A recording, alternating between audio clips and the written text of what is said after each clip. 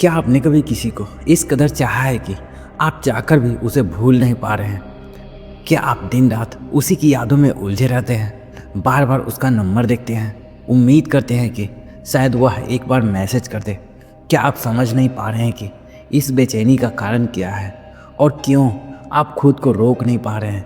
अगर हाँ, तो यह वीडियो सिर्फ आपके लिए है। यह वीडियो आपकी ज़िंदगी बदल सकती है। उस मानसिक जाल से निकलने का तरीका जिसमें लाखों लोग फंसे हैं, पर बाहर बहुत कम ही लोग निकल पाते हैं।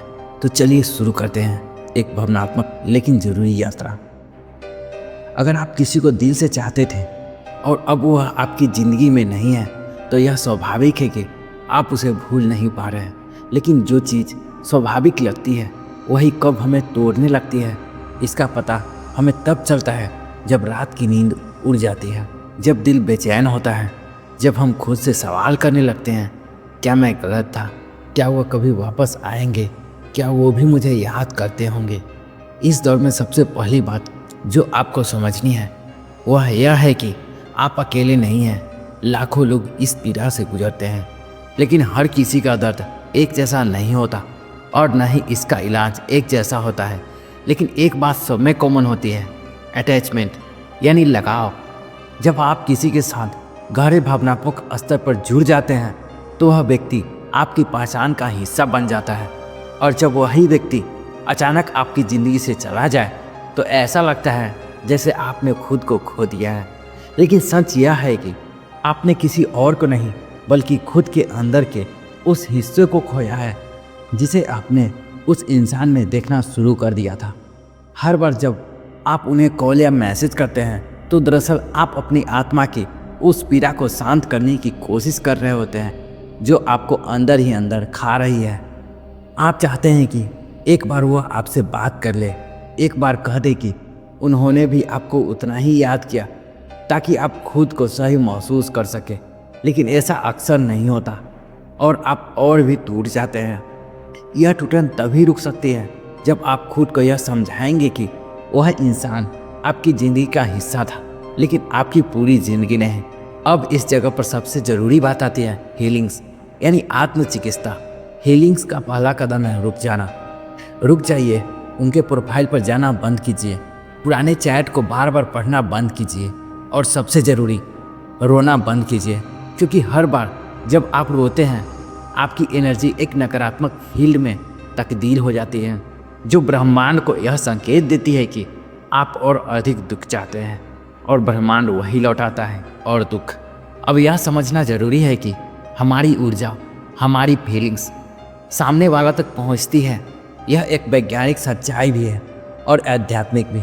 जब आप किसी को बहुत सोचते हैं तो वह व्यक्ति आपकी ऊर्जा को महसूस करता है, लेकिन यह ऊर्जा कैसी है यह सब कुछ तय करता है। अगर वह नेगेटिव है यानी दर्द, जलन, शिकायत, तो यह सामने वाला बेचैनी महसूस करेगा और आपसे दूर होने की कोशिश करेगा। और अगर वह पॉजिटिव है यानी प्यार, शांति, दुआ, तो आपकी आत्मा उनके प्रति आकर्षित हो सकती है। अब सवाल यह है कि पॉजिटिव ऊर्जा कैसे भेजें। सबसे पहले खुद से प्यार करना सीखें। हर सुबह उठकर आईना में देखिए और कहिए, मैं खुद से प्यार करता हूँ, मैं पूरा हूँ, मैं शांत हूँ। यह छोटे छोटे वाक्य आपके अवचेतन मन को नया प्रोग्राम देने का काम करते हैं। यह आपकी भावनात्मक रिकवरी की शुरुआत है।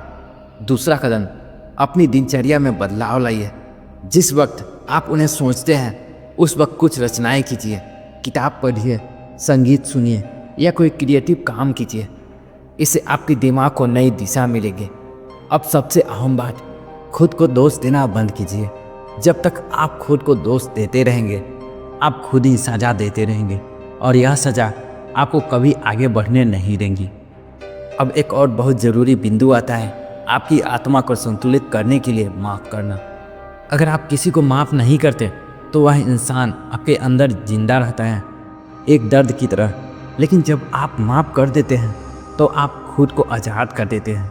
आप उन्हें ये नहीं कह रहे हैं कि जो उन्होंने किया वो सही था, अब बस यह कह रहे हैं कि मैं अब उस दर्द में नहीं रहना चाहता। माफ़ करना एक आत्मा की आज़ादी है, न कि किसी दूसरे की उपकार। अब बात करते हैं कमी महसूस कराने की। आप चाहते हैं कि सामने वाला इंसान आपको याद करे, आपकी अहमियत को समझे।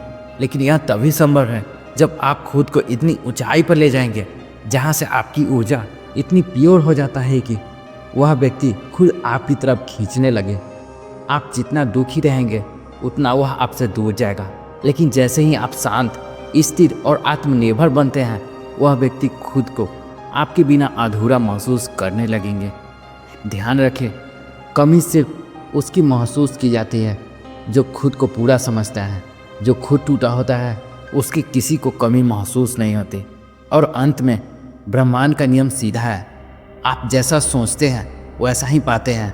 अगर आप बार बार यही सोचते रहेंगे कि वह इंसान नहीं लौटेगा, तो ब्रह्मांड भी यही कहेगा, ठीक है वह नहीं लौटेगा। लेकिन जैसे ही आप खुद को यह विश्वास देना शुरू करेंगे कि अगर वह मेरी ऊर्जा के अनुरूप है तो वह ज़रूर लौटेगा, और अगर नहीं तो उससे भी बेहतर कुछ मेरी ज़िंदगी में आ रहा है, तो सच में आप बेहतर को आकर्षित करेंगे।